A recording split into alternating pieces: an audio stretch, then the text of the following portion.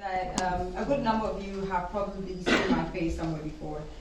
If you take away the conference and the last 2 days, I'm guessing that you might have seen me at the AFCON watch party. Maybe it was an AfriSoc event or even the Kenyan Christmas party.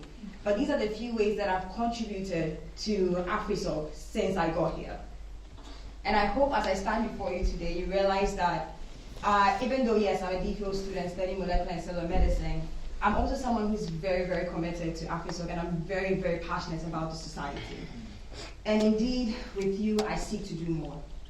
I'm not here to bore you with a long speech, but I'm here to present to you ideas that both you and I think we should implement for a stronger community. I've noted them down in short, medium, and long-term plans. And when I say short, I mean I've already begun these initiatives. And for the first one, it's bridging the gap between mentorship and full integration. And so when I reflect on my journey coming to Oxford, I realized that one of the key issues that I had was integrating into the society. The question was, where do I live? What is the Oxford essay that everyone keeps talking about, and how can I know how to learn it? Speaking to the majority of you, I noticed that these were your experiences as well. And so what these experiences highlighted for me was the need for mentorship beyond admission and showing full integration into the society. And so I'm building upon the AfriSoc mentorship program to bridge this gap. And I intend to do this with 3 ways: orientations, workshop, and a one-on-one buddy system.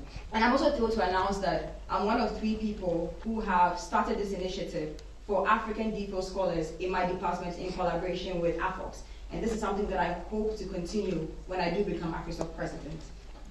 The next thing I want to do is to make the AfriSoc magazine more accessible, build upon the current success of the current magazine, and use this to inspire, connect, and celebrate the community. How do I intend to do this? By making it online, so everyone, each and every one of us, can have the access to this phenomenal work that the previous administration has made. The third thing that I want to do is elevate the Oxford Africa Conference and secure sponsorship. So for this year, I was the ISF coordinator, which is the Innovation CFAM coordinator for the event. And one key thing that we did, and I'm so proud, is that we brought finalists from the continent to pitch their ideas for a prize of £5,000.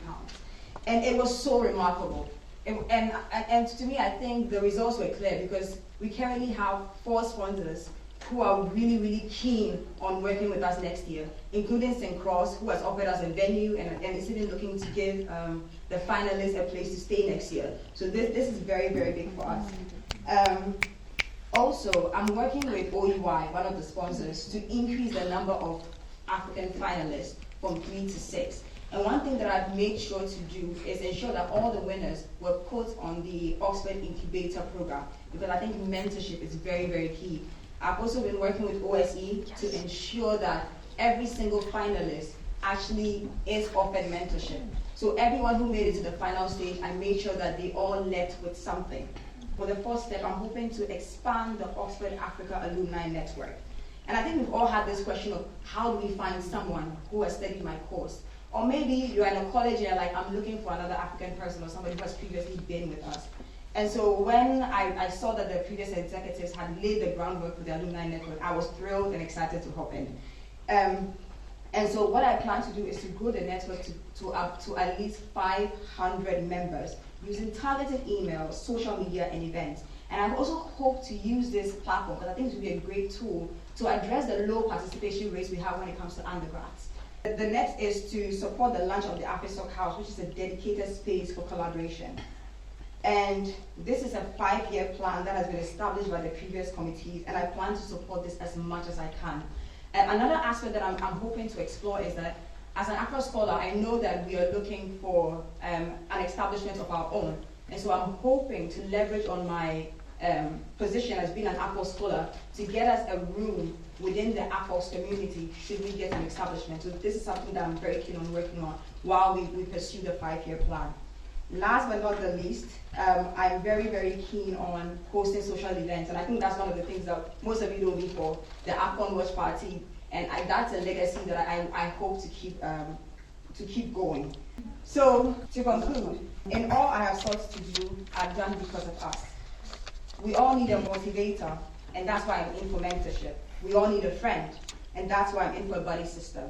We all need direction, and that's why I'm expanding the alumni network. We all need a community to grow, and that's why I'm for communal space. And when we do leave Oxford, we will go back home. What is home is what is ours, and that is why I'm for innovations back in the continent. And so, for my friends, Nina is because you are, and I am because you are. A commitment to Nina is surely a commitment for a community for all. Thank you.